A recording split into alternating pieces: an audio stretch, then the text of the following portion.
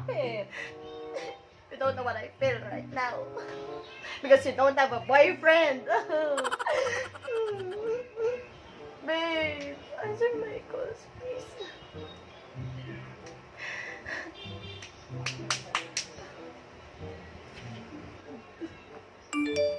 Oh my gosh! We got a new activity! What? Look, An activity? what Guys, come here. Oh my God! It's an activity in contemporary literature. How does it happen? Guys, we need to do a plan. What plan? What are we Oh. going to do to make this report creative? I suggest you have to make a vlog. Isn't Vlog? it exciting? Is it Yeah! amazing? We're ready.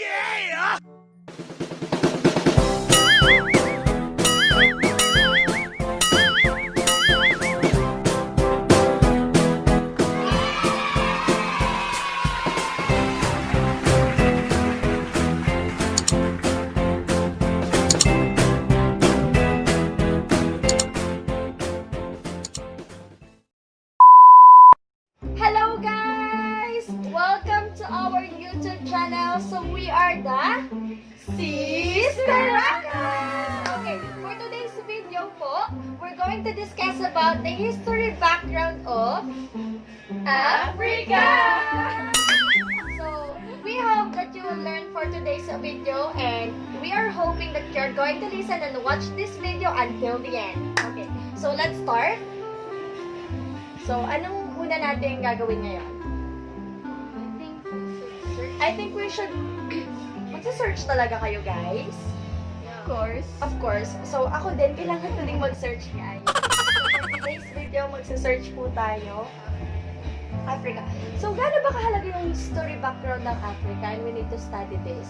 So, guys, lahat po ng history background of all countries is very important because it contributes to the improvement of the whole nation of a country. Guys. Yes. Okay, let's start guys and I hope you're going to like this video. Like, share, and please subscribe our YouTube channel. Okay, ate, alis ka dyan, hindi ka dyan. Grabe naman. Palit-palit po tayo ng space kasi kailangan yung magaganda yung nasa una. Tapos kami lahat nasa likod. Labas muna ako, girl. Labas mo na. Maganda ka in your own way. Okay.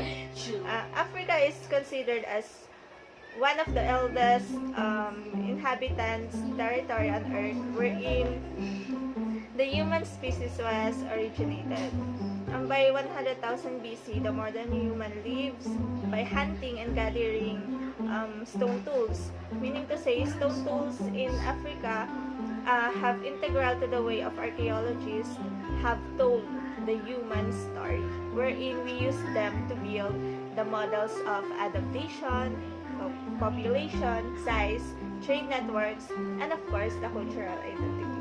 And also, throughout the humanity's prehistory, African had no nation states and was established, inhabited by groups of hunter-gatherers such as Khoi and San. Wow. Napaka-brainy talaga niya, sis. Napaka-brainy niya. Okay, sino yung sunod? Sino yung Ano sunod? ang sunod ng history niya? Middle Ages. Yes, Middle Ages. Middle Ages yung sunod. Oh wait, I'm gonna search for it. Kasi hindi ako kasi talino niya eh. Oo, guys. Search lang Guys, so tayo. baka ano kami dito? Medyo, saan ka nag-aaral? Harvard? Harvard University. Okay, wait, I'm gonna search. So guys, as part of, syempre may commercial break tayo lagi. Guys, we are studying this history background of Africa in order for us na mas makilala pa sila and syempre malaman natin yung maipagmamalaki ng Africa. Syempre lahat ng nations may maipagmamalaki and Africa is meron din kanya. During the Middle Ages, while Europe fought, traded, explored, and evolved, Africa was a continent in darkness, without history, or so the traditional Western narrative runs. In fact, it was shining period in which great African culture flourished. The tragedy of Africa is that Africa has not fully entered into history, and knowing this is, I feel so sad about it. They have never really launched themselves into the future. The Africa peasant who 4,000 of years has lived according to the seasons, whose life ideal was to be in harmony with nature, only knew the eternal renewal of time. In this imaginary world, where everything starts over and over again, there is room neither for human endeavor nor for the idea of progress. This Middle Ages focuses on slavery, I think.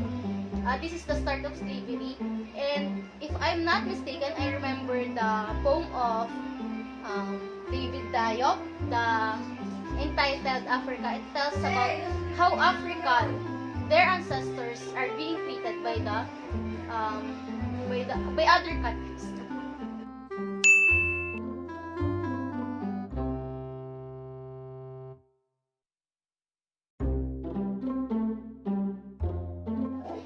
Hello guys! So habang nagtutuloy tayo ng pagre-report, we're going to do the mukbang challenge. So ang imumukbang natin ngayon is lomi ng Pangaw. Lomi ng Pangaw kasi nandito kami ngayon sa Pangaw, dito kami nagsushoot. So look at our lomi. So may pamontage kami dyan, ilalagay namin yan guys.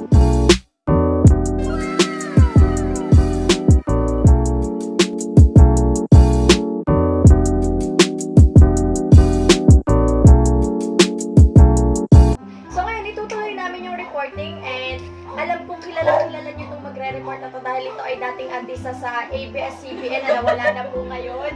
So nakakalungkot ang pangyayari yun. Pero nandito siya, nagbabalik. Hello po sa mga psychology dan. Okay? Mahal po namin kayo. Okay? So itutuloy po natin yung reporting. Si Angelica Panganiban. Okay. Hello po. Okay, sige. Ay, tama na mag-start. Lumamon natin dyan. Kailangan ko lang naman yung mga ganito. So, sa akin.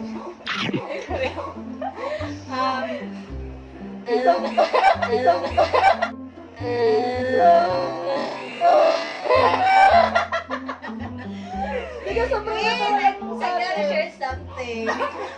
Did you know that the continent of Africa is one of the regions most ripe in contemporary slavery? Slavery in Africa has a long history within Africa since before historical records, but intensifying with the Arab slave trade. The demand for slaves created an entire series of kingdoms which existed in a state of perpetual warfare in order to generate the prisoners of war necessary for the lucrative export of slaves. These patterns have persisted into the colonial period during during the late niya po yung brush niya. Pasensya na po kayo. during the late 19th and early 20th century. Although the colonial authorities attempted to suppress slavery from about 1900s, this had very limited success, and after colonization, slavery continues in many parts of Africa despite being technically illegal.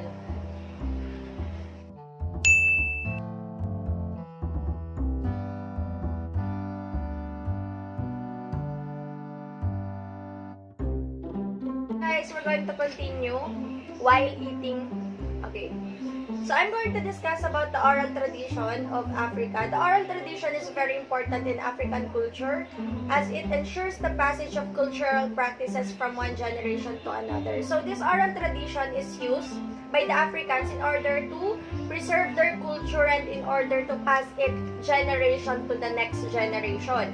Listening is an equally important skill which has been perfected by the traditional oral practices. Numerous songs and dances have been transmitted by word of mouth. So, they are not fond of so much listening to someone who is speaking. They are fond of listening to people who are singing and making some poems or spoken poetry, I guess. Spoken poetry. And there are numerous songs and dances have been transmitted by word of mouth. So they are using their mouth, not just gestures or body gestures or even actions. They are more on verbal or in speaking. Next one is the music and poetry in African tradition. So it is very important that they have different music and poetries. Naturally, singing is very important to the African society because the melody and rhythm follow the intonation of the song text. The songs are often sung in call and response form.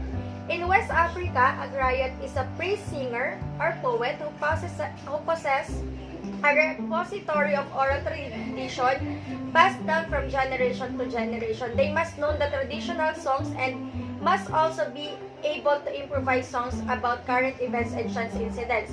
So basically, their song is based on what they see in the nature, and also it is very important that they have song and it will be improvised by the next generations, simply because they want that the next generation will give importance to that songs they made in the past.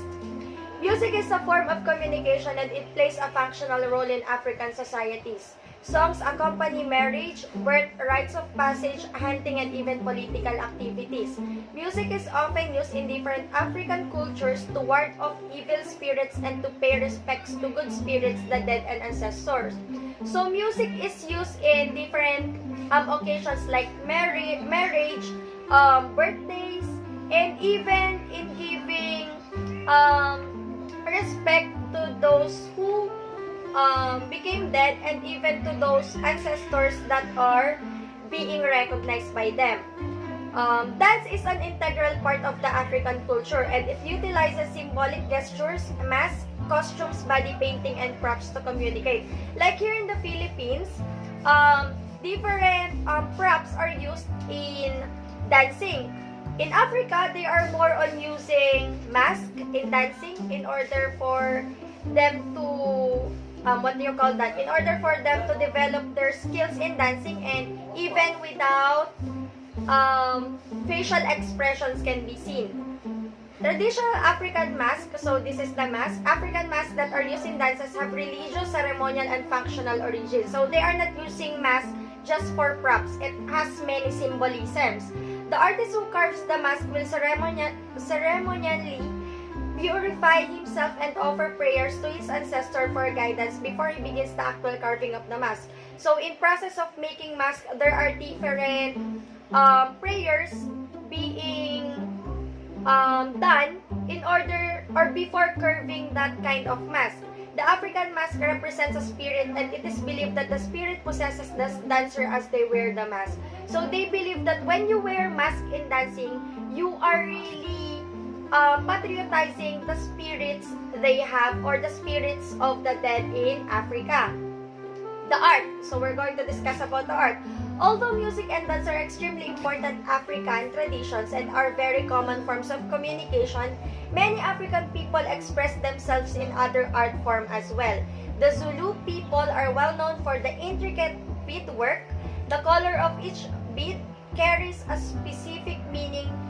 The beads have been used to carry messages known as uku or yuku, a Zulu term loosely translated as love letters. So art is made by love by the Africans, and it is an African tradition for young girls to send a boy beaded bracelet of different colors. So this beaded bracelet is being given to people you love. Even for example is, I am a girl in Africa and I want that boy to notice me. I'm going to give bead bracelet in order for him to like me too.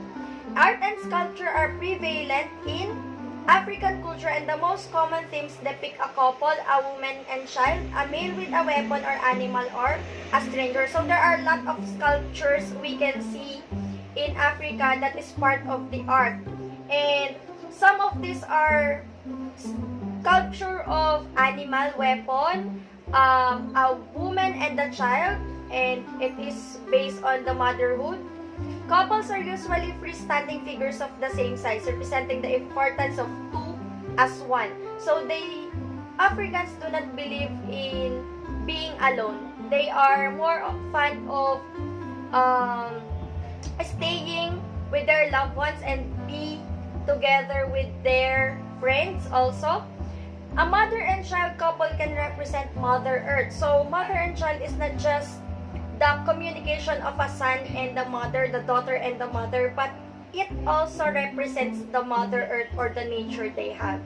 So that's all for the the culture of the Africans. So, next is by Ate Kyla. So, let's wait for her. Kakain muna tayo, guys. Okay. Masarap? You want? Bimbi, I don't want this. Hi.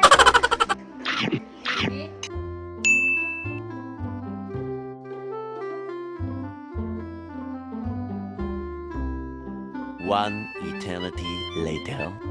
Ito na guys, naubos na namin yung aming kinakain and nakapag soft drinks na rin kami. Alam niyo, healthy living, soft drinks tayo guys. Ngayon, darating na ang ating pinakamaganda from psychology department. Siya yung nag-iisa namin ka-group na psychology at pinagmamalaki namin siya dahil siya ay mula sa TV5 naman ito. Mula siya sa TV5 guys.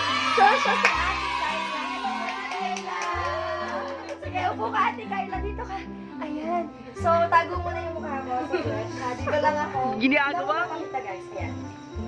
Okay, so ang aking itatackle is yung about the slaves and trading ng Africa.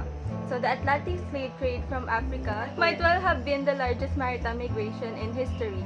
The reason for this maritime movement was to obtain the labor, as the indigenous population of the New World had declined rapidly because of its lack of immunity against important pathogens.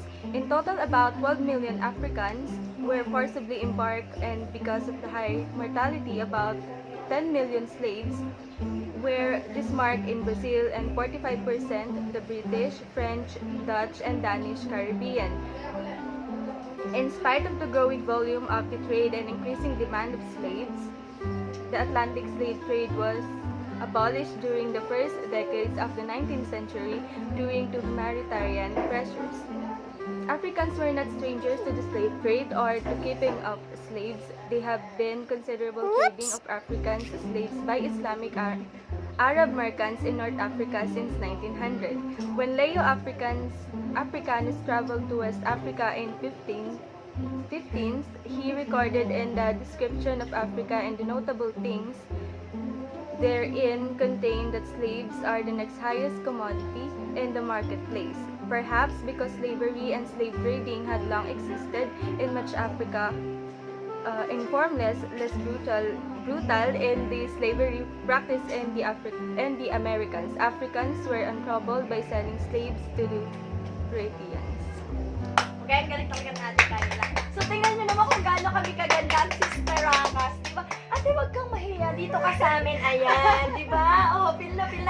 So, guys, lalabas kami ngayon. Lalabas kaming 5 kasi may gagawin kaming mga kababalaghan. Ito ay sigurado magugustuhan nyo kasi alam ko namang mga gusto nyo ay mga sexy dancing. Hindi, joke lang. So, marami kami ipapakita sa inyo sa labas. We're going to take videos and we're going to be right back. So, antay-antay lang kayo guys at marami kaming gagawin na susunod. So, wait lang. Ha? 2 hours later. Guys, ito na gagawin na namin yung ilang steps sa African dance at ituturo to sa amin ng aming artista si Angelica Panganiban ulit. Okay? Yeah, okay. Diba? Okay. Go. 1, 2.